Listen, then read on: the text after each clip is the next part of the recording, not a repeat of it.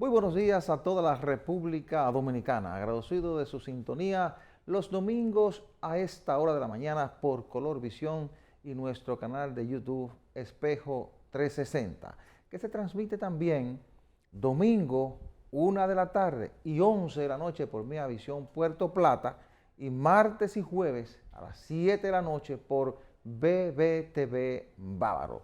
Doctor, buenos días, bienvenido. Hermano, ¿cómo se siente? Muy bien, doctor, muy bien. Semana interesante, tanto en el plano electoral, porque la Junta volvió a emitir una resolución sobre la campaña electoral. Este fin de semana el presidente Abinader arrancó oficialmente con su pre-campaña o la campaña para la reelección presidencial, y también pues los niveles de inseguridad que hemos visto que están dando señales de que cada vez son más preocupantes. Nos vamos al resumen de la semana. Regresamos en unos minutos.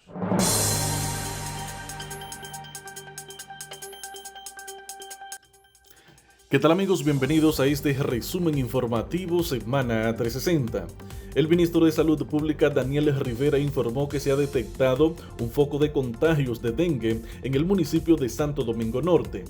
Aunque no precisó la cantidad de casos y los sectores en que se están produciendo, el funcionario dijo que se trabaja en cercos epidemiológicos en esa demarcación debido al incremento de los casos sospechosos en la zona. El Banco Central de la República Dominicana anunció la disminución en 25 puntos básicos a su tasa de interés de política monetaria, la cual pasará de 7.75 a 7.50% anual. La decisión incide para que bajen las tasas de interés en el sistema financiero dominicano. En su reunión de política monetaria de agosto 2023, la entidad también decidió bajar la tasa de facilidad permanente de expansión de liquidez repos a un día de 8.25 a 8.00% anual, mientras que la tasa de depósitos remunerados overnight se reduce de 6.75 a 6.25% anual, ampliando el rango inferior del corredor de tasas de interés del Banco Central de la República Dominicana. El Ministerio de Hacienda informó que el país ha dado pasos significativos con el propósito de alcanzar el grado de inversión en el menor plazo posible, con mejoras en las finanzas públicas para que la nación pueda acceder a financiamientos con condiciones más favorables. En una nota de prensa, la entidad destacó que el ministro de Hacienda, José Manuel Hochi Vicente, detalló las acciones y políticas aplicadas por la actual gestión para mejorar la calificación crediticia del país durante su discurso de bienvenida en el seminario Deuda Soberana Regional hacia el grado de inversión. La Asociación de Industrias de la República Dominicana informó que está mediando entre los partidos políticos y la Junta Central Electoral en torno a los plazos de la pre-campaña y la campaña y otros aspectos de los procesos electorales venideros. El presidente de la organización, Julio Brache, dijo que la Asociación de Industrias de la República Dominicana ha iniciado un plan de visitas y diálogos con los principales partidos políticos del país y la Junta Central Electoral para tratar de comunicar y mediar ante todas las inquietudes que han surgido. El Ministerio Público cifró en 37 el número de personas fallecidas y en al menos 59 los heridos durante la explosión registrada en la compañía Vidal Plus en la provincia de San Cristóbal el pasado 14 de agosto, la cual además causó destrucción de varias edificaciones, vehículos y otros daños. El dato está contenido en la solicitud de medida de coerción que interpuso el órgano contra Eduard Armando Vidal Garrido, Maribel Sandoval Almanzar y Mercedes Altagracia Vidal Sandoval como propietarios, y la razón social Vidal Plus, cuyas operaciones pide que sean cesadas temporalmente hasta que concluya el proceso. De un total de 25.727 privados de libertad procesados por distintos delitos, los recintos penitenciarios de República Dominicana alojan a 35 personas con nacionalidad estadounidense, de los cuales 18 cumplen condenas y los restantes 17 esperan por la sentencia sobre sus procesos judiciales. Y en el ámbito internacional, El Banco Interamericano de Desarrollo y el Banco Mundial firmaron el jueves un memorando de entendimiento para trabajar en la lucha contra la deforestación del Amazonas, el fortalecimiento del Caribe ante los desastres naturales y la reducción de la brecha digital en Latinoamérica.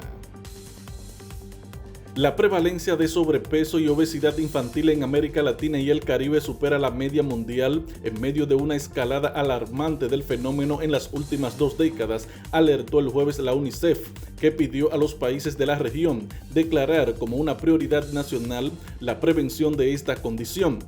En menores de 5 años, la prevalencia de sobrepeso en América Latina y el Caribe pasó de 6.8% o 3.9 millones de personas en el año 2000 a 8.6%, o sea 4.2 millones de personas en 2022, por encima del promedio mundial actual de 5.6%. Hasta aquí el resumen informativo Semana 360. Informó Joaquín Caraballo.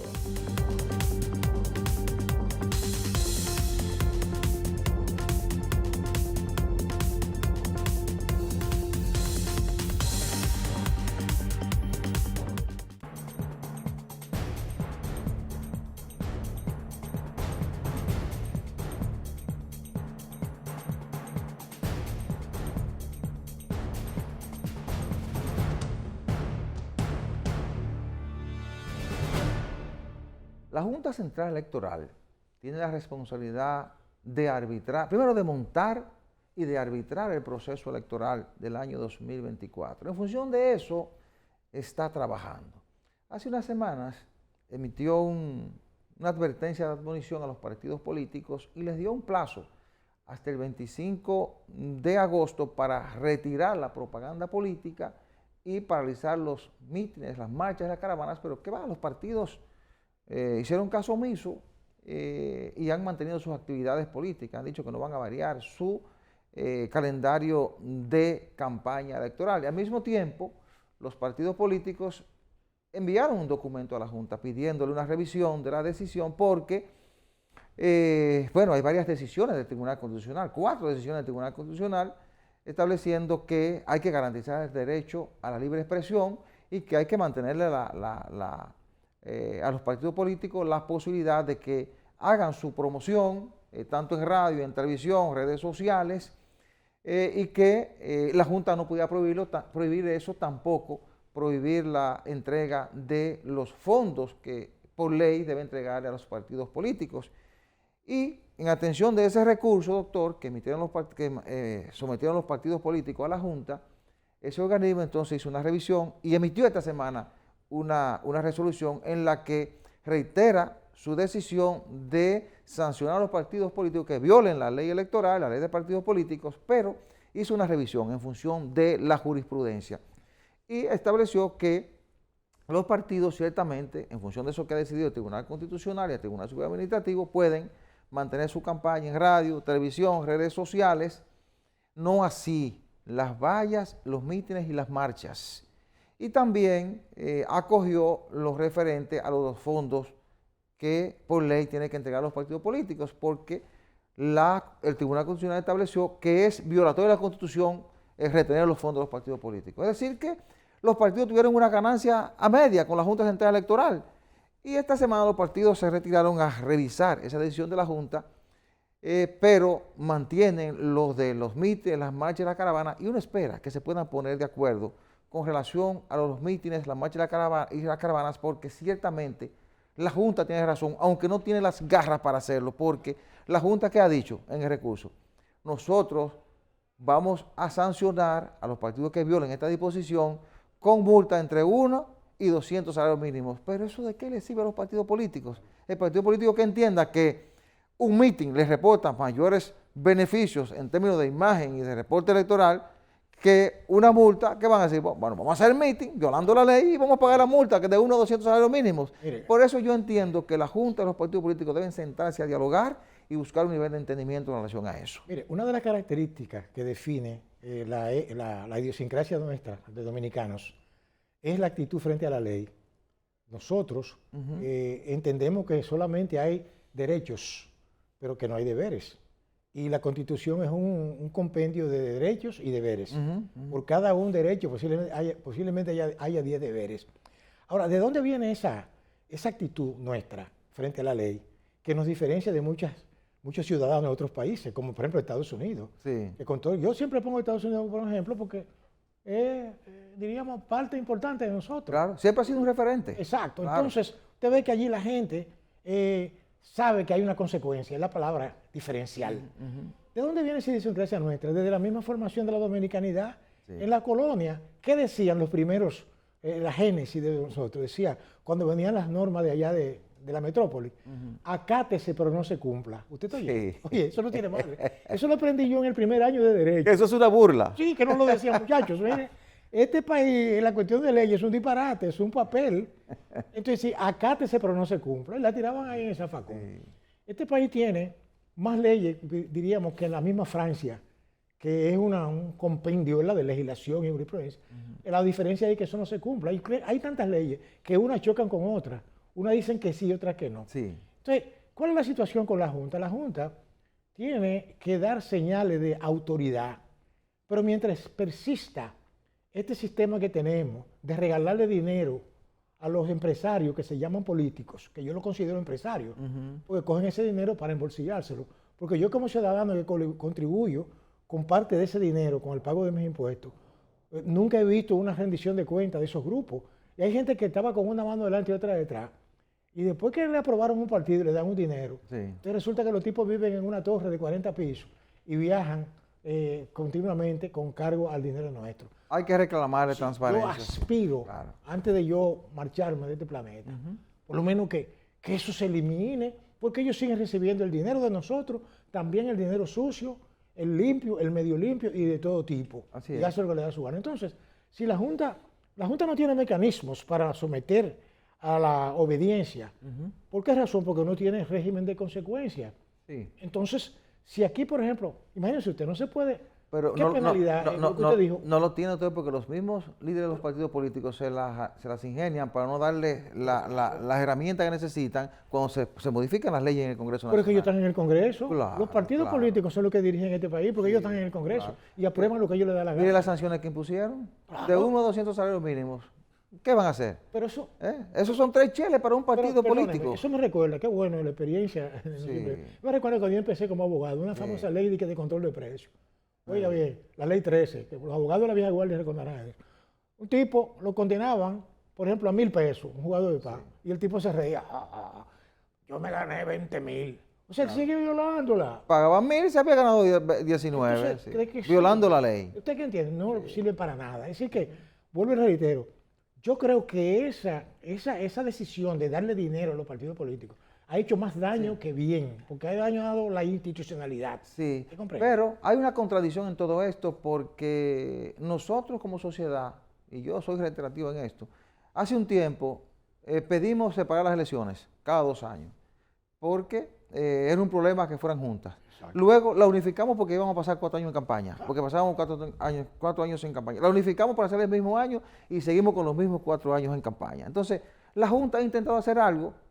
De repente se ha dado cuenta, por reclamo de los partidos políticos, de que hay una jurisprudencia que debe cumplir, pero hay elementos que la Junta puede, por lo menos, imponer la sanción. Aunque no sea nada para los partidos políticos, aunque sea centavo, el partido que sea sancionado por hacer una caravana fuera de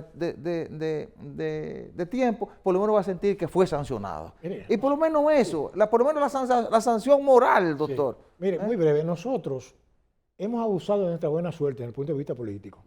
Porque otros países que tenían mayor democracia que nosotros, apareció un loco que un día dijo, no, ¿elecciones para qué? Y ahí es que no debemos llegar. Le estoy diciendo. Ahí es que no debemos llegar. Y como va el mundo, las cosas no están fáciles. Es decir, que yo creo que debemos tener mucho cuidado con ese asunto. Ojalá que los partidos políticos y la Junta entiendan que lo más importante para nosotros como sociedad es que puedan ir a las elecciones, que la Junta pueda montar el proceso sin problema, y que lo pueda arbitrar para que de ahí salga lo mejor para dirigir los destinos de la nación.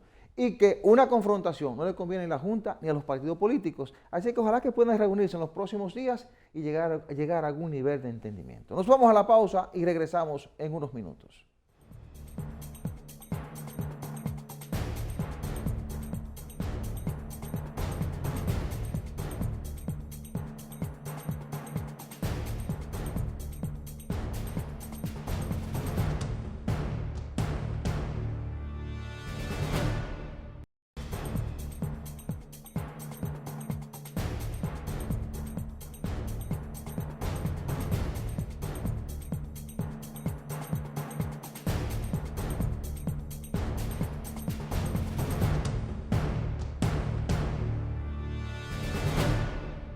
Gracias por continuar con nosotros. Permítame recordarles que Farmacia Patricio es la principal red de farmacias en Santo Domingo Este.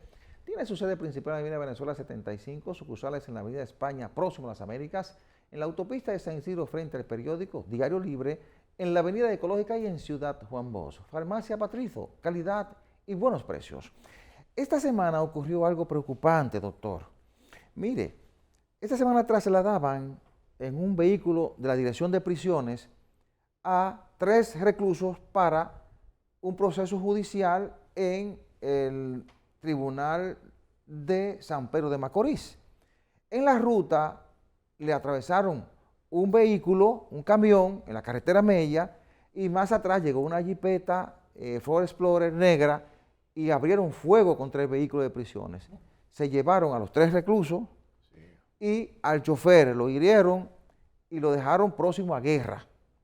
Uno de los reclusos llegó, parece que ese no era del paquete que fueron a buscar, llegó solo al Tribunal de San Pedro de Macorís. A lo mejor entendió que no le convenía escaparse, que a lo mejor estaba cumpliendo su condena. Ahora, los otros 2 que escaparon eran integrantes de una banda de San Pedro de Macorís que en el 2017 se enfrentó con otra y mató al jefe de otra banda y a una mujer, y bueno, también se le atribuye haber matado a otras 4 personas, se le atribuye el caso de sicariato y habían sido condenados a 30 años de prisión.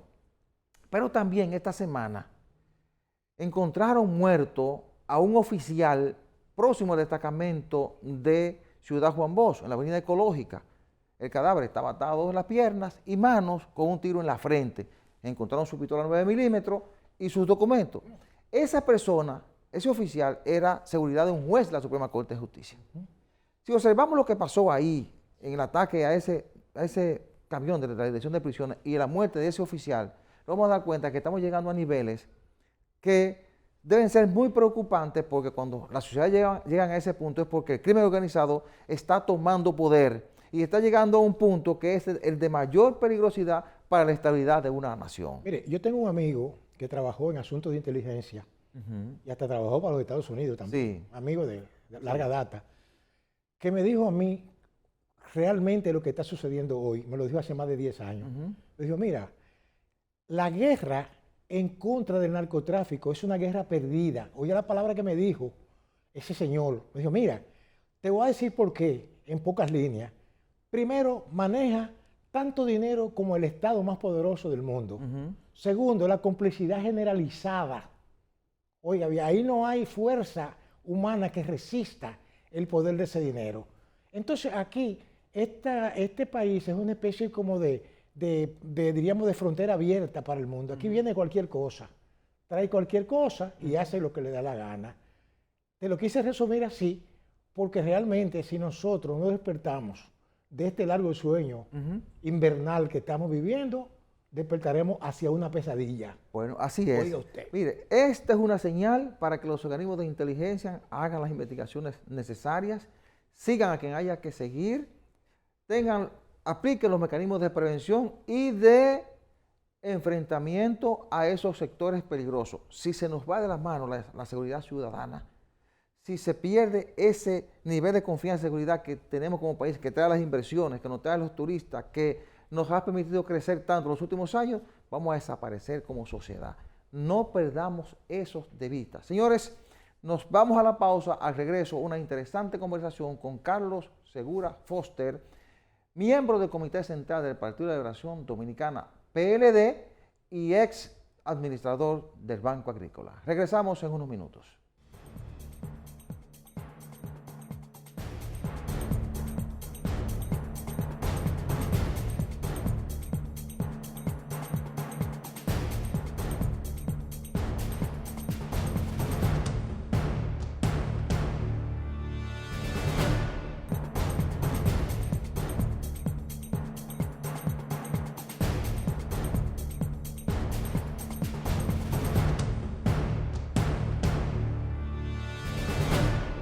Nos acompaña Carlos Segura Foster, miembro del Comité Central del Partido de la Liberación Dominicana y ex administrador del Banco Agrícola. Don Carlos, bienvenido a Espejo 360. Vamos a iniciar esta conversación hablando de los efectos de Franklin. Dice el presidente Luis Abinader que los efectos superaron, los daños provocados superaron los 5.000 millones de pesos. ¿Qué datos tiene usted?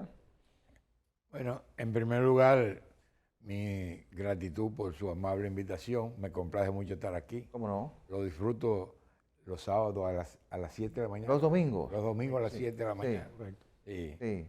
Y realmente esto fue un fenómeno, como diría en Barahona, cuatriboleado y minoso.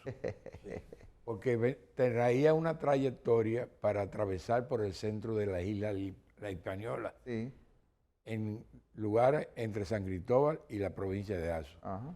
Sin embargo, a última hora giró hacia el oeste y apuntaba a que iba a entrar entre Barahona y Pedernales, pero realmente entró por el borde de Barahona en la parte este de la provincia. Exacto.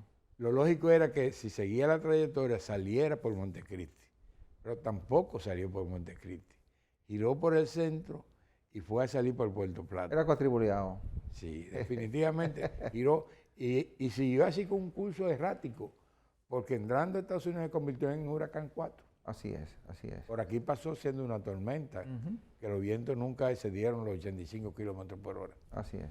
En definitiva, en sentido general, para la agropecuaria fue una misa de salud, porque le agregó un caudal importante de agua a las presas, que estaban bastante reducidas.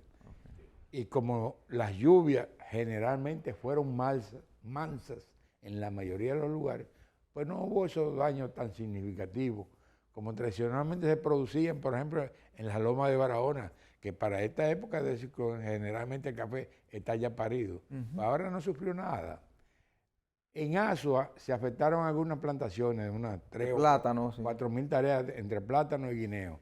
Sí. Pero he oído decir que un tornado que hubo en La Vega en realidad provocó más daño que lo que hizo la tormenta Franklin. Sí, se cita Ocoa, parte de Monte Plata, y alguna Azua, parte de Ocoa, y una zona de Monte Plata sobre todo, en la división ahí con la Hacienda Estrella y Monte Plata por las plantaciones de arroz.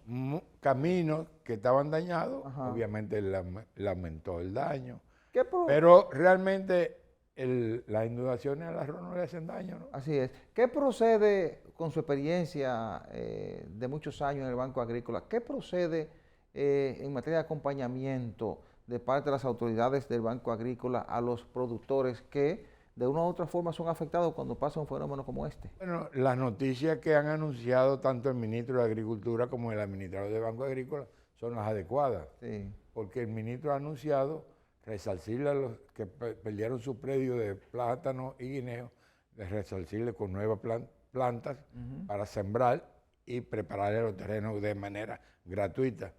Por la parte del Banco Agrícola han anunciado que los que tienen deuda le van a convertir esa deuda en tasa cero Sí. y le van a facilitar nuevos recursos. Es decir, que esas son las medicinas adecuadas, no hay otra, Para que puedan producir de para nuevo que vuelvan y recuperarse. a recuperar el nivel de producción. Mire, en sentido general, este gobierno cumplió 3 años.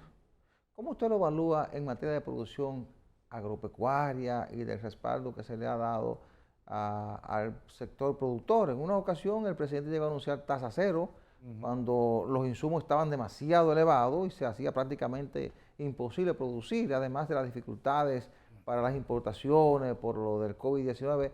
¿Cómo ha visto usted la aplicación de la política agropecuaria y además de financiamiento para el hombre del campo? Objetivamente, al evaluar este gobierno en su tercer año, tenemos que concluir que encontraron un país hecho y derecho, Sí. donde ellos siguieron transitando las rutas que traía el anterior gobierno, pues han pasado con notas sobresalientes, como es el caso del turismo, como es el caso de Zona Franca, como es el caso del manejo fiscal y monetario, que se ha mantenido la estabilidad. Un poco el abuso de los empréstitos sin necesidad, pero eso es parte de lo que siempre falta para completar el éxito completo. Pero hay otros sectores, entre los cuales está la agropecuaria, pero también tenemos que agregar el sector energético, que ellos, por mezquindad, vendieron la idea que todo lo que se había hecho antes era malo, no siguieron haciendo lo correcto que se venía haciendo y entonces constituyeron la política de apoyo en un fracaso. Porque realmente en los 8 años de gestión de gobierno del PLD de Danilo Medina, la agropecuaria creció en promedio 5.2. Todos los productos, a excepción de uno, crecieron durante esos 8 años. Y los 10 principales productos crecieron promedio 35%.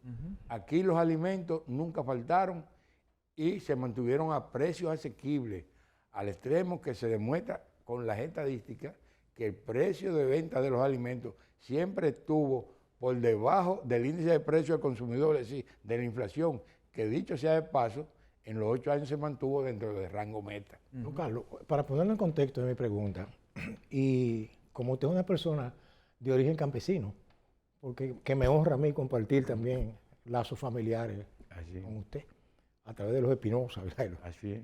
Fíjese, usted que es una persona, tiene mística de agropecuaria, porque eso fue lo que usted vio desde muchacho. Su profesión está consona con este asunto. Además, usted fue 3 veces administrador del Banco Agrícola, según veo en su currículum. Yo le pregunto a usted, bueno, y también para más contexto, el Banco Agrícola fue creado en el 1945 por alguien que no quieren mencionarlo, pero que Trujillo hay que mencionarlo. Bueno, fue una idea de Trujillo Porque y motivada en una carta Claro. que tiene un valor histórico grande y yo la tengo en mi poder. Y modernizador del Estado Dominicano. Esa década del 40 fue fundamental para crear instituciones como esa. El objetivo fundamental del Banco Agrícola está inserto en su ley que lo creó, pero ha ido modificándose. Ahora bien, mi pregunta es la siguiente. Como usted fue administrador 3 veces, ¿usted cree que se ha logrado el objetivo fundamental del Banco Agrícola, que es financiar la producción, ¿verdad?, agropecuaria nacional? ¿O el banco se ha desnaturalizado? Usted sabe a qué me refiero. Yo como abogado le digo, en época que yo había inconveniente de que el banco tenía problemas de liquidez, ¿usted comprende?, para devolver fondos y cosas, de alquileres. Entonces lo que le pregunto es esto: ¿usted cree que el banco, o habrá que reencauzarlo? Y otra que la voy a dejar para que usted me la conteste. ¿En qué parte piensa usted que las personas que después que llegó, que usted salió de la administración, no le dieron seguimiento? ¿Qué cosa usted hizo que no se le dio seguimiento? Esa es mi... Bueno, en primer lugar, yo quiero decir algo que siempre explico cuando me señalan que he sido administrador general 3 veces. Sí. Yo ingresé al banco como mensajero.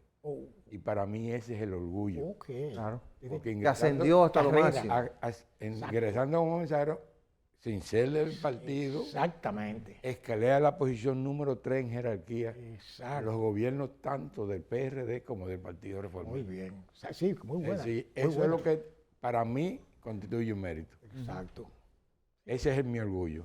Lo segundo es que el haber hecho carrera en una institución donde trabajé por 40 años me permite conocerla durante las 8 décadas que activo o pensionado he estado ligado a ella, Exacto. o conociendo lo que había sucedido anteriormente. Efectivamente. El Banco Agrícola, como usted dice, se creó en el 1 de junio de 1945, pero no se creó como Banco Agrícola, se creó como Banco Agrícola e Industrial. Exactamente. Porque el Banco Agrícola en ese momento manejaba inclusive todo lo que posteriormente se constituyó en CEA, la chocolatera, la fábrica de zapatos, toda la industria, el engranaje creado por Trujillo. Hasta construcción de vivienda también. La lotería. Sí, No, todo.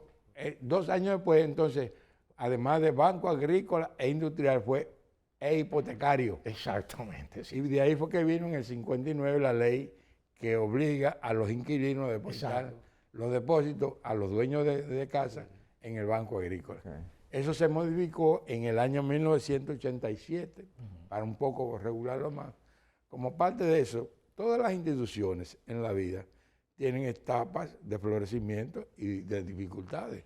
Y el Banco Agrícola no podía escapar a eso.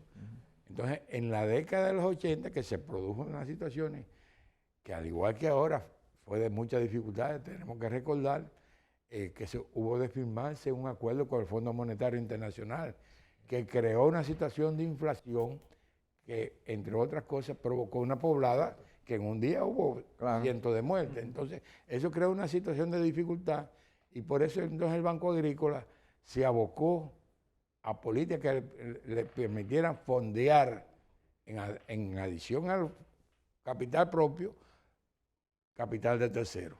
Entonces, primero en el 84 se creó el Departamento de Captación de Ahorro para la institución, incluyendo certificados financieros. Correcto. Fui de los propulsores de ese procedimiento y en mi historia está haber sido su primer director cuando se constituyó el departamento. Pero entonces esos fondos no eran suficientes para la demanda que teníamos en esa época. Y de ahí fue que vino la modificación de la ley de alquileres, que data del 59, para que entonces se fortalecieran los depósitos por los inquilinos. Es correcto. Entonces, como le preguntaba, doctor, ¿ha ido cumpliendo con la función para la que fue creado el banco? Sí, el Banco Agrícola en el pasado Sí. y en el pasado reciente Ha cumplido con su ha función. cumplido eficientemente con sus luces y sus sombras. Claro que sí. Sí, continúa. Yo soy de la gente que me gusta destacar el vaso medio lleno. Claro. Que realmente, Tengo hombre positivo. óyeme, en la vida no hay nada tan bueno sin algo malo y viceversa. Nada tan malo sin algo Eso es bueno. correcto. Qué bien. Entonces, ahora pues ha llegado una visión diferente. Sí. La visión de este gobierno la daña no el papel del Banco Agrícola, sino que han tenido una visión de privilegiar las importaciones en perjuicio de la producción nacional. Oh. Entonces eso ha disminuido el papel del Banco Agrícola, porque aquí realmente no se le ha brindado el apoyo que ellos pregonan al sector productivo, porque el sector productivo, cuando ellos presentan cifras que ellos dicen históricas y récord, es cuando menos está produciendo. Y lo que está produciendo lo está haciendo de una manera que no le conviene a la sociedad dominicana, porque siempre hay que analizar las cosas desde el punto de vista financiero y desde el punto económico. Usted no hace nada con crearle riqueza a unos cuantos que han creado un oligopolio y haber perjudicado a la mayoría de los pequeños y medianos productores, porque entonces se produce una situación de insatisfacción, que es lo que prevalece en los productores y en los consumidores. Así es. El doctor le preguntaba, y le voy a hacer esta pregunta para que la responda después de la pausa comercial. El doctor le preguntaba si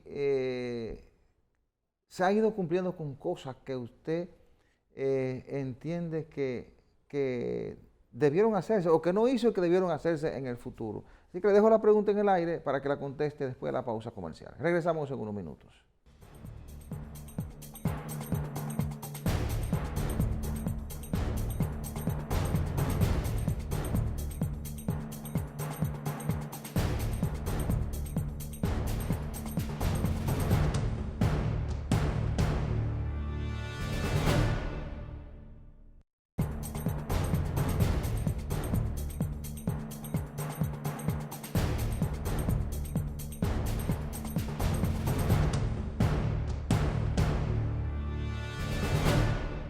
Gracias por continuar con nosotros. Permítanme recordarles que Farmacia Patrifo es la principal red de farmacias en Santo Domingo Este. Tiene su sede principal en la Avenida Venezuela 75, sucursales en la Avenida España, próximo a las Américas, en la autopista de San Isidro frente al periódico Diario Libre, en la Avenida Ecológica y en Ciudad Juan Bosch. Farmacia Patrifo, calidad y buenos precios. Continuamos esta interesante conversación con Carlos Segura Foster, ex administrador del Banco Agrícola y miembro del Comité Central del Partido de la Liberación Dominicana. Don Carlos, antes de la pausa, les dejamos la pregunta. ¿Qué entiende usted que no se ha hecho de esas acciones que usted entiende que debieron hacerse a través del tiempo en el Banco Agrícola? Porque por mezquindad este gobierno cuando llegó trató de demeritar la política que había sido exitosa. No me diga. Eliminaron la subasta para las importaciones, que tenía el control de solamente importar lo que era necesario y que se vendiera a precios que no compitiera con el precio de ¿Bueno o malo eso? No, muy malo, porque debemos recordar lo que sucedió en diciembre del año 2020. Aquí los productores de papa, que era autosuficiente, remolacha, zanahoria, cebolla, tuvieron que destruir sus plantaciones porque las importaciones que ellos trajeron entraron a competir de manera desigual con la producción nacional. Para poner un ejemplo, de enero a julio del 2020, que este país ya estaba en la pandemia. Eso hay que recordarlo. Sí. La pandemia se declaró en marzo del En marzo, 2020 sí. y nos encontró a nosotros con un país produciendo mucho. Y entonces nos creó unas dificultades porque los programas fundamentales para vender los alimentos colapsaron. Se cerraron los restaurantes, Todo. se cerraron los centros turísticos Exactamente. y se cerraron las escuelas. Claro. Entonces nosotros, como un gobierno que convierte las amenazas en oportunidades, tuvimos que buscarle una solución a ese exceso de producción. Ujú. ¿Qué hicimos? A los estudiantes que comían en las escuelas, que no podían ir a la escuela, creamos un mecanismo para entregarles los alimentos para que se los llevaran a las casas. Sí.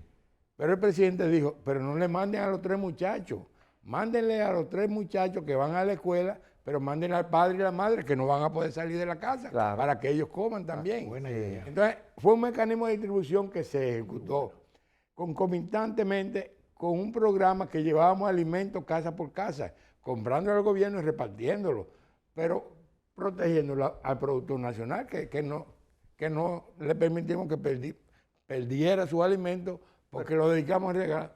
Mire, yo siempre repito Sí. una historia. Ajá. A mí hay vecinos que me dicen, vecino, yo aprendí a comer ají por lo que usted me regaló en la pandemia. Porque yo creía que los ají nada más eran los cubanelas largos. Ajá. Yo no sabía que habían ají redondos. Morrón. Pero dice el presidente Abinader que este gobierno ha apoyado como nunca otro a los productores nacionales. Pues, sin embargo, usted dice que ha descuidado al productor nacional con las importaciones. Bueno, porque ha habido mucho derroche de recursos, mucho dispendio. Eso es demostrable. Se va a estar demostrando paulatinamente porque ya se le acabó el glamour y el silencio ya se va a convertir en datos de conocimiento. Sí. Pero yo le puedo decir, su principal anuncio a la llegada fue tasa cero, 5.000 millones de pesos. El 85% demostrable se quedaron en préstamos hechos a otras instituciones estatales No me diga eso. y a grandes empresas. ¿No llegó a los productores? No, entre un 10 y un 15% llegó a los pequeños y medianos, porque un 5%, que son 250 millones, fueron los gastos administrativos. Y nosotros lo tenemos fácilmente demostrable. Por tanto, ahí entró ya de fracaso porque un anuncio de 5.000 millones no era lo que podía satisfacer la demanda, porque la demanda en ese momento al Banco Agrícola era de más o menos 25.000 millones. Sí. Por tanto, 5 era una quinta parte de lo que era la necesidad. Eso creó una avalancha de peticiones que no pudieron satisfacer y entonces lo concentraron en lo que yo le dije, 300 millones a agricultura, 250 millones a INEPRE, 250 al IAD. Entonces, eso no incide a favor de la producción. Mire, con la experiencia que usted tiene en el sector agropecuario, ¿cree usted que el Banco Agrícola presta lo suficiente o se necesita prestarle más al productor nacional? No, la agropecuaria necesita más recursos, no solamente por parte del Banco Agrícola, sino también con crear los mecanismos que le permitan a la banca comercial confiar en que esa inversión le va a ser retornada. Nosotros diseñamos una política en ese sentido que incluía a los pequeños y medianos, financiarlo a través de asociaciones y cooperativas y crear un mercado de financiamiento para la banca privada, porque hicimos el programa de titulación de terreno para que el agricultor pudiera accesar con una garantía hipotecaria a ese tipo Muy de... bueno, y se le ha dado continuidad, este gobierno le ha dado continuidad. A la titulación Sí. se le ha dado continuidad, pero no creando las condiciones para que la banca le preste al campo. Mire. Al contrario, en este gobierno se ha reducido la participación de la banca en los financiamientos al campo. ¿Que se ha reducido? Sí, inclusive, óigame, el sector agropecuario es de los pocos sectores que no han podido recuperar los empleos que tenía en el año 2019. Ahora hay alrededor de 50.000 empleos menos de lo que tenía el sector agropecuario en el año 2019. ¿Y paga bien el productor? ¿El productor paga lo que coge prestado? Sí, nosotros demostramos que el acerto, que lo repetía mucho nuestro presidente, de que el pobre es buena paga, se demostró cuando nosotros prestamos mucho y cobramos mucho. Mire, Y todo el mundo quedó satisfecho porque producía ganancias que le permitieron mejorar sus condiciones materiales de existencia. hablemos un poquito de política. Se está ejecutando ya una alianza en la oposición. Hay un polo opositor que ya anunció acuerdos en 236 demarcaciones, 80 de ellos municipios, 150 distritos municipales, 4 provincias para la senaduría. Es decir, que hay todo un polo de oposición que se está articulando. ¿Cómo observa usted esto y cuáles son las posibilidades que tiene en el 24 ese polo? Ha sido tan desastroso el tratamiento que le ha dado este gobierno al país, que ha creado las condiciones que los consumidores, los productores están viviendo en los momentos de mayores penurias.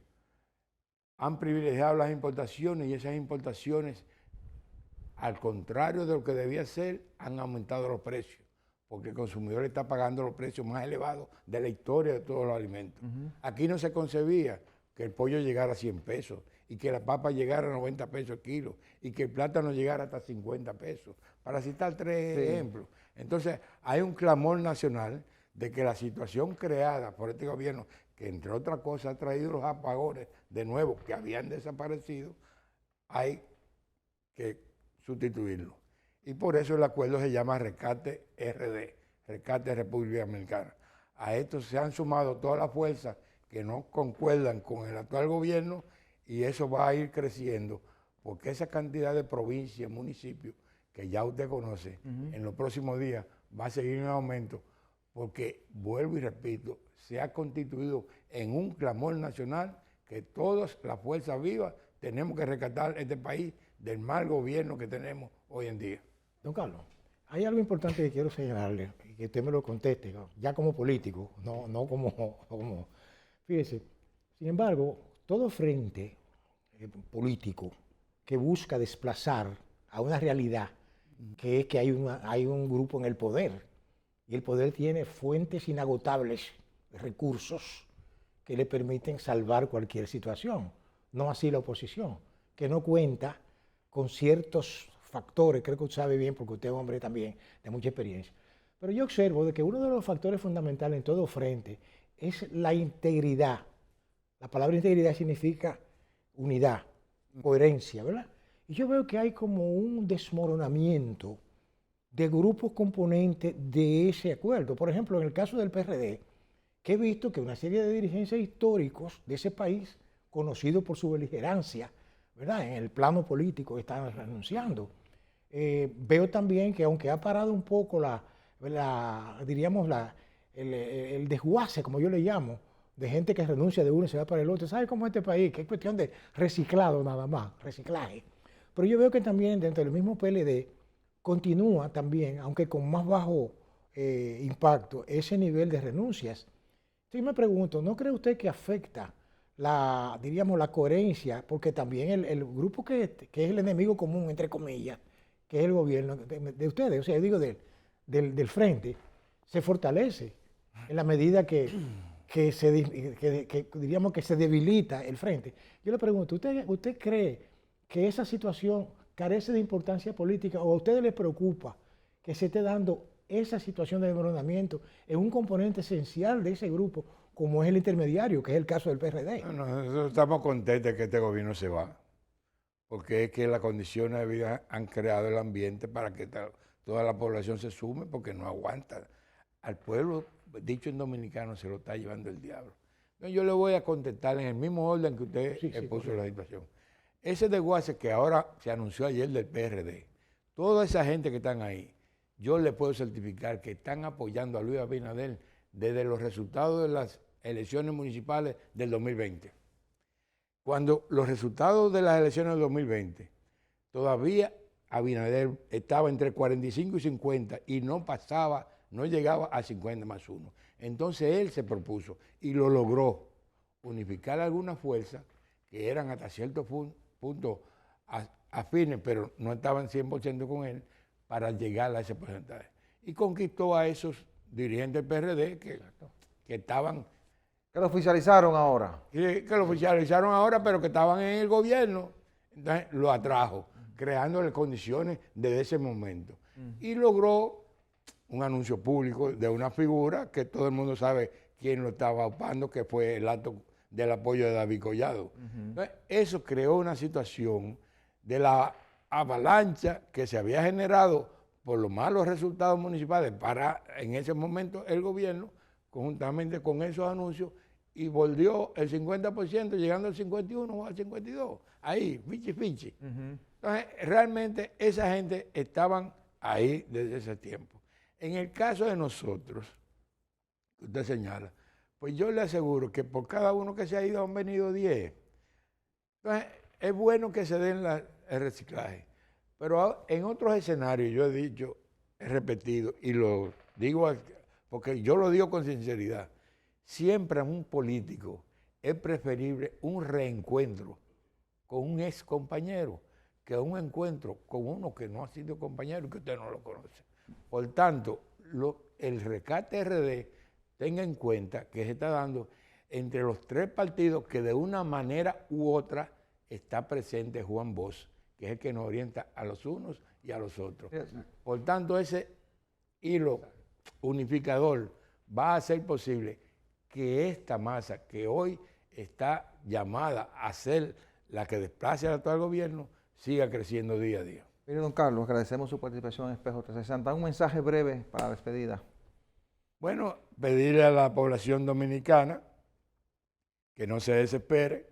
En el caso particular mío, estoy convencido que la República Dominicana va a ser rescatada del mal gobierno que lo dirige, que ese gobierno que lo va a sustituir va a ser encabezado por Abel Martínez, porque es el candidato que le ofrece esperanza, que le ofrece innovación y que vuelve con las políticas que crearon crecimiento, progreso, desarrollo y mejoría de las condiciones materiales de existencia de todos los servicios que han disminuido en el actual gobierno. Vuelven los alimentos baratos, vuelven las medicinas para los necesitados, vuelven los servicios del metro, vuelven, en definitiva, el bienestar para la población dominicana. Gracias al señor Carlos Segura Foster, ex administrador del Banco Agrícola y miembro del Comité Central del Partido de la Liberación Dominicana. A ustedes, muchísimas gracias por la atención prestada. La cordial invitación para el próximo domingo a la misma hora y por este canal. Buena suerte, buenos días.